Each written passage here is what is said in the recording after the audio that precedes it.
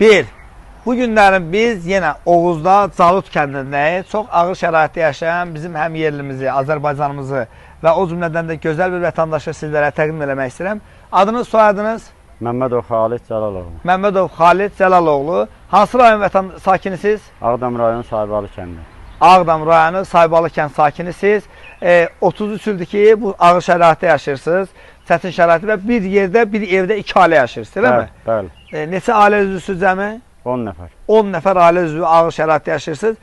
İstəyiniz, tələbiniz, adiyyəti olan orqanlardan nədir xahişiniz? Mən ilk öncə xoş gəldiniz deyirəm sizə. Təşəkkürlər. Bizim cənab prezident, Ali Baş Komandana təşəkkür eləyirəm. Allah onu qorusun, Allah dövlətimizi qorusun, şəhidlərimizə rəhmət eləsin, qazilərimizə can sağlığı versin. Amin. Mən bir Qarabağ veteranı kimi mənim dövlətdən xahişim, istəyim odur ki, mən Xocalı rayonu Pirlər kəndinə köçməyə, getməyə mənə köməklik göstərəsiniz. İnşallah. Adiyyəti olan orqanlardan xahiş edirik. Xahiş edirik. 10 nəfər çox ağır şəraitdə yaşayırlar. Xahiş edirik bu ailəyə dəstək olsunlar. Bu günlərim 2026-cı il 4 iyul tarixidir.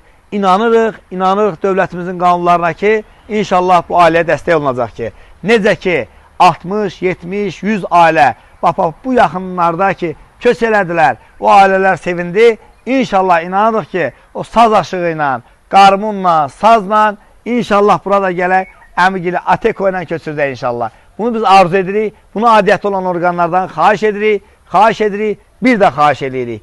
Bəli, inanırıq, 33 ildir ki, Ağdamlılar və bütün Qarabağda olanlar çox əziyyət çəkibdilər. Təhcə Ağdam rayonundan 10.000 nəfər mülki vətəndaşla bərabər şəhidimiz olubdur. Allah bütün şəhidlərimizə rəhmət eləsin. Ağdam rayon Saybalı kəndindən də mənim çəkdiyim şəhidlərdən bir də Cəfərov Alış, Allah rəhmət eləsin, o şəhiddə mən çəkmişdim və həmin kəndin oğludur. İnşallah inanıram ki, bu ailəyə də dəstək olunacaqdır. Təşəkkürlər, əvvəlcədən bir də təşəkkür edirik. Sağ olun.